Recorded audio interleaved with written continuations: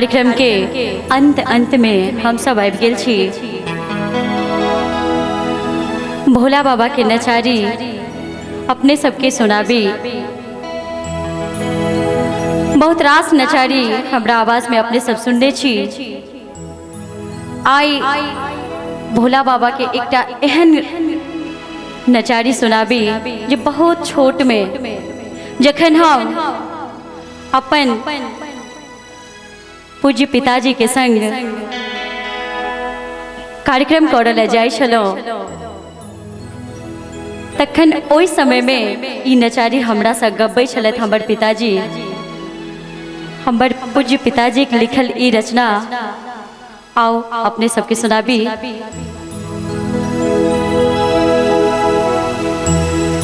बसहा पर चढ़ल छथि बम भोला, बौरहवा बनका बाबा, बौरहवा बनका दानी, बौरहवा बनका बाबा, बौरहवा बनका दानी, बौरहवा बनका। बसहा पर चढ़ल छथि बम भोला, बौरहवा बनका। बसहा पर चढ़ल छथि बम भोला, बौरहवा बनका बाबा, बौरहवा बनका दानी, बौरहवा बनका बाबा, बौरहवा बनका दानी, बौरहवा बनका। बसहा पर चढ़ल छथि बम भोला, बौरहवा बनका। बसहा पर चढ़ल छथि बम भोला, बौरहवा बनका।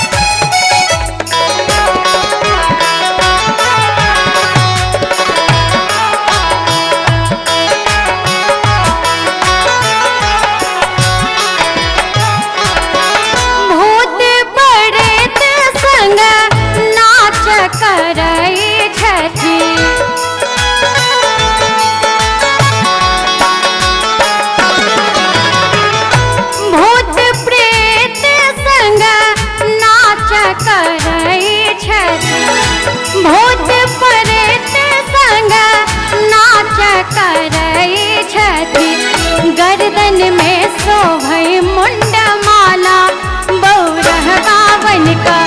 गर्दन में शोभै मुंडा माला, बौरहवा बनका।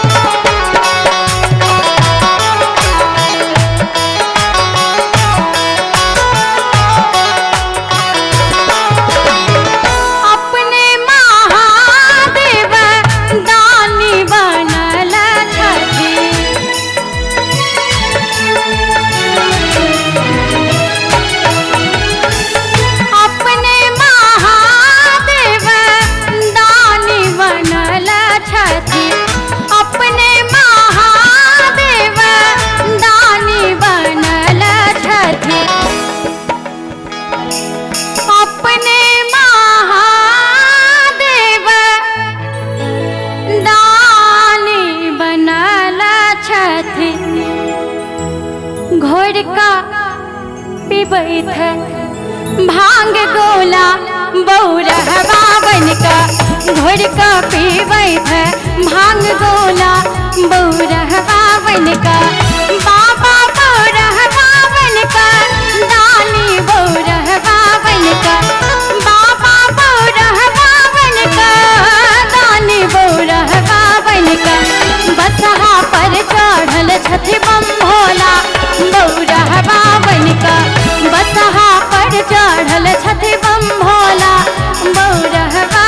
का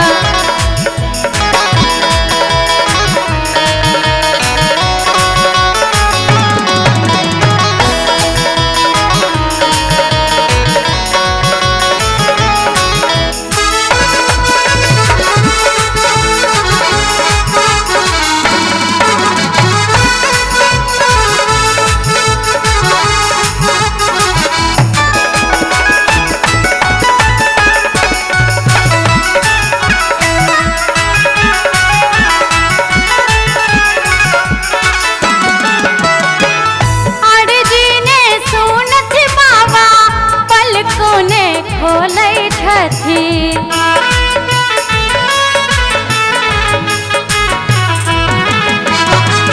और जीने सुनत बाबा पलकों ने खोलै छथिन दर्शन ले मन